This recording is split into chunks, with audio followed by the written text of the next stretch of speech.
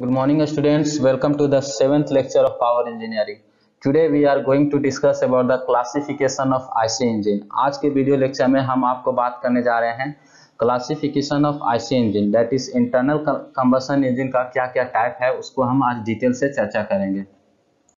So content of the today lecture is classification of IC engine. आज का जो content है लेक्चर का वो क्या है? IC इंजन का क्लासिफिकेशन.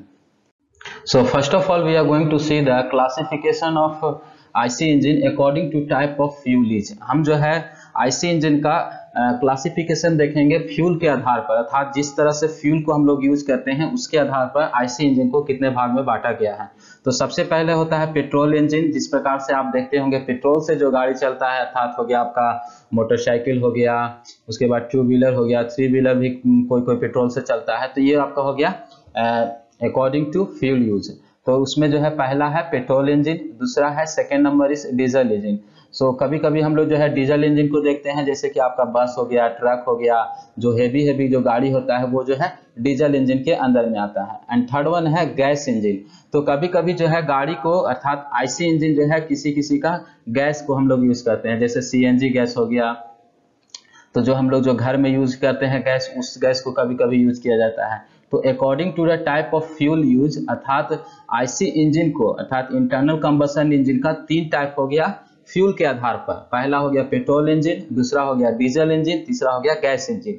मतलब कि आप जो है जिस तरह से आपने जो है इंजन को, पहला क्या हो गया पेट्रोल इंजन, किसी किसी में हम पेट्रोल यूज करते हैं, किसी में गैस यूज करते हैं, किसी में डीजल यूज करते हैं. तो ये हो गया आपका according to type of fuel use.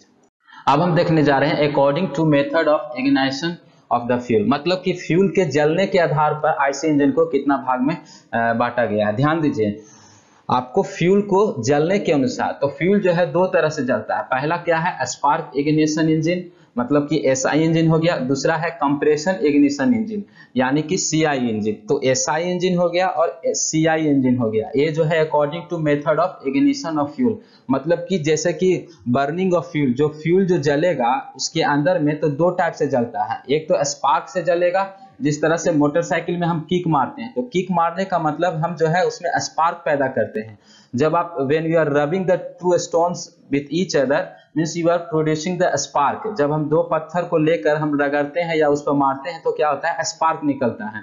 उसी तरह से मोटरसाइकिल में चाहे बाइक में जो भी आप जो है किक को मारते हैं, चाहे आप सेल्फ को मारते हैं, तो आप जो है स्पार्क को जनरेशन करते हैं. वो स्पार्क जो है छोटा सा चिंगारी जैसा होता है, जिसके चलते जो है आग पकड़ता है. जो हम पेट्रोल डाले हैं उसमें जो है आग पकड़ता है, वो जो है जलता है, उसके बाद जो है आपका पावर जो है जनरेट होता है. तो according to method of ignition of fuel IC engine को दो भाग में बांटा गया है. पहला है स्पार्क इग्निशन इंजन, दूसरा है कंप्रेशन इग्निशन इंजन.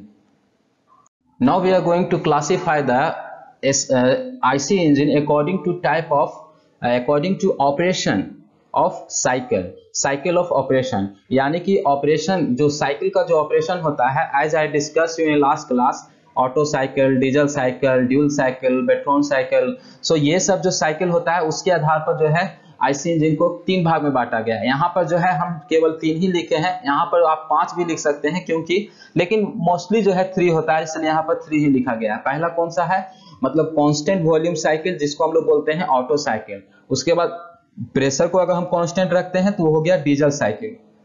ठीक है, उसके बाद हो गया ड्यूल कंबशन साइकिल इंजन. तो तीन आपका हो गया auto cycle, diesel cycle, dual combustion cycle engine. तो according to the cycle operation के आधार पर IC इंजन को तीन भाग में बांटा गया है. Now we are going to classify the IC engine according to the number of strokes per cycle. This is the very important types of IC engine because we are going to next class we will discuss about the 4-stroke engine and 2-stroke engine. 2-stroke engine और 4-stroke engine mechanical के लिए very important topic है. तो according to number of strokes per cycle, अगर IC engine को divide किया जाए तो दो पार्ट में डिवाइड किया जा सकता है. पहला क्या है 4-stroke engine, that is 4-stroke cycle engine, and second one is 2-stroke cycle engine. So it is very important classification of IC engine.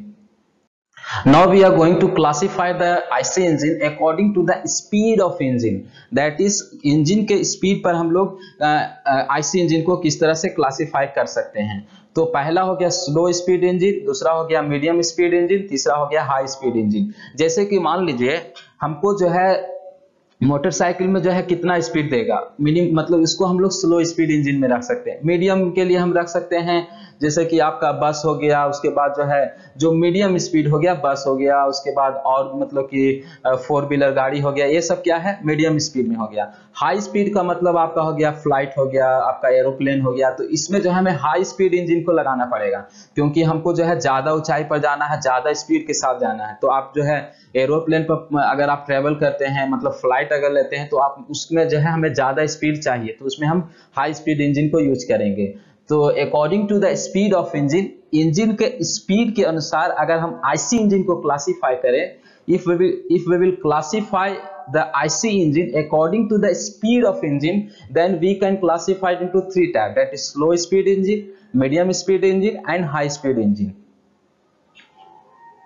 Now we are going to see the classification of IC engine according to the cooling system. देखिए गाड़ी में चाहे आपका जो engine है उसमें cooling system very important, cooling system is very important है, क्योंकि अगर कूलिंग सिस्टम नहीं रहेगा तो आपका इंजन जो है फट जाएगा।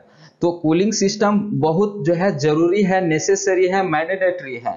मान लीजिए हम अपने दिमाग में उतना काम कर रहे हैं, तो हम अगर रेस्ट नहीं लेंगे तो हमारा जो है दिमाग हैंग कर जाएगा। Same thing going to happen in machine also. तो मशीन को जो है जिस चीज को हम बर्न करने जा रहे हैं उससे हमें हीट प्रोड्यूस होगा, तो उसमें जो है हम कूलिंग सिस्टम लगाते हैं। जैसे कि आप गाड़ी को देखिएगा तो रेडिएटर होता है, तो रेडिएटर में पानी डाला जाता है।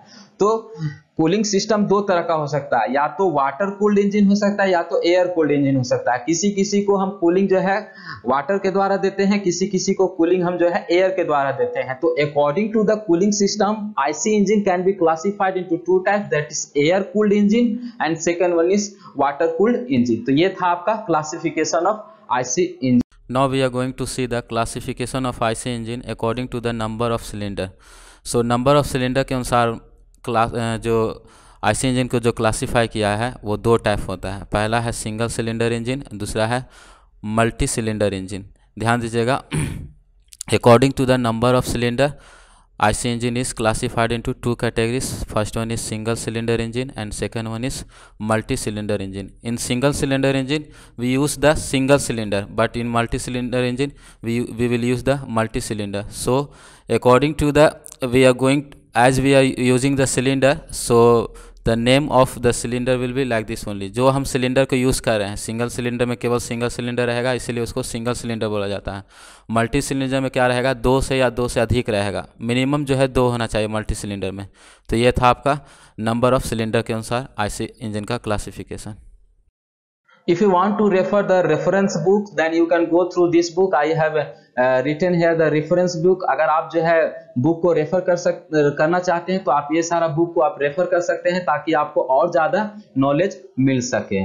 So thank you so much students. In today's lecture we discuss about the classification of IC engine. It is very important and very easy topic. In first unit it is very easy topic for your syllabus, that is power engineering. So आप इसको जो है याद करने की जरूरत नहीं है, आप जो है इसको समझ सकते हैं। ये काफी जो है आसान भी है और इम्पोर्टेंट भी टॉपिक है फर्स्ट यूनिट में। तो धन्यवाद।